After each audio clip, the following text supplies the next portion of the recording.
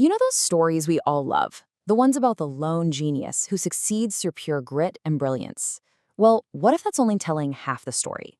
Today, we're going to pull back the curtain on the powerful, invisible forces that are always at play: luck and risk. All right, let's just jump right in.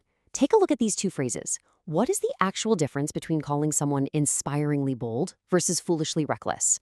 Keep that question in the back of your mind because the answer, well, it's probably not what you think. To get to the bottom of that, we need to talk about a story. It's about two friends who started in the exact same place, with the same skills, the same dreams. But one of them went on to change the world, and the other, well, he never even got the chance. Okay, so we all know Bill Gates, right? Founder of Microsoft, one of the richest people on the planet. But there's a part of his story we almost always gloss over: the absolutely mind-boggling luck that kicked the whole thing off. And it starts right here, at a place called Lakeside School back in 1968. I mean, just look at this number.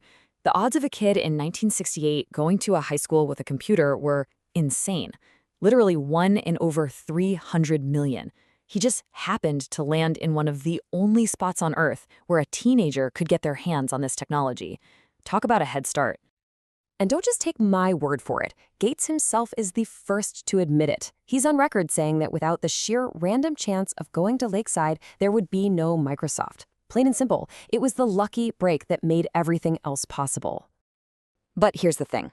Gates wasn't a solo act. He had a best friend, Kent Evans, and they were a team. Gates himself said Kent was his equal in every sense. Just as smart, just as passionate, just as ready to conquer the world with that computer. But that future they imagined together, it never happened. Kent's story was cut tragically short. Before they could even graduate high school, before their grand plans could get off the ground, Kent was killed in a random mountaineering accident. And this is where you see the flip side of the coin. The chances of that happening were also about 1 in a million. So you see, Gates got hit by a 1 in a million stroke of good luck. Kent Evans got hit by a 1 in a million stroke of bad risk. So this story of two friends, Gates and Evans, it's the perfect way to understand these two forces, which really are just two sides of the very same coin: luck and risk. So what are they really? Think of it like this. They're just the reality that things happen that are totally outside of your control. They're not two different things. They're the exact same force. Just one pushes you forward and the other pushes you back. And this leads to a really important idea. We have to accept that the world is just way too complicated for our actions to be the only thing that matters. Nothing is ever as good or as bad as we make it out to be. Okay, so if these forces are so huge, why do we so often pretend they don't exist? Well, it's because our brains, they like things simple. They love a good, clean story. And that leads us right into a classic psychological trap. It's called the hindsight trap. Think about it. When you see someone else fail, what's the first thought? Oh, they made a bad call, right? But when we fail, it's a whole different story. Suddenly it's, I was so unlucky, or the conditions were impossible. We give ourselves a pass, but we judge others harshly. Okay, so let's circle back to where we started. Now that we know about the huge role luck and risk play, what really is the difference between being inspiringly bold and being foolishly reckless? The real difference, honestly, more often than not, it's just one thing: hindsight. That line between bold and reckless, you can't see it ahead of time.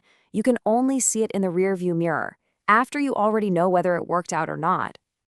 So what are we supposed to do with this? If so much of life is just a coin flip, what's the point? Well, it doesn't mean we're helpless. It just means we need to change our focus. The first step is to change who we pay attention to. We need to stop obsessing over the outliers, the Bill Gateses of the world. Why? Because the crazier the success story, the more likely it is that crazy luck was a major ingredient, which makes it almost impossible for you to copy. Instead, what we should be looking for are broad general patterns.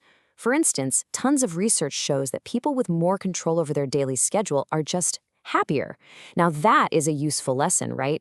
It's something you can actually aim for, unlike trying to win the billion-dollar lottery. Look, the goal isn't to avoid risk. You can't.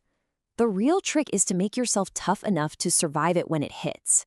You have to build a life where one bad break, a failed project, a lost job, doesn't wipe you out completely. The goal is just to stay in the game long enough for the odds to eventually turn in your favor. So when you put it all together, it completely changes how you think about success. It's not just about winning big. It's about being resilient. It's about having enough room for error that you can afford to fail and get right back up to try again. So I'll leave you with this question. Are you building a life that's just designed to win? Or are you building one that's designed to keep playing?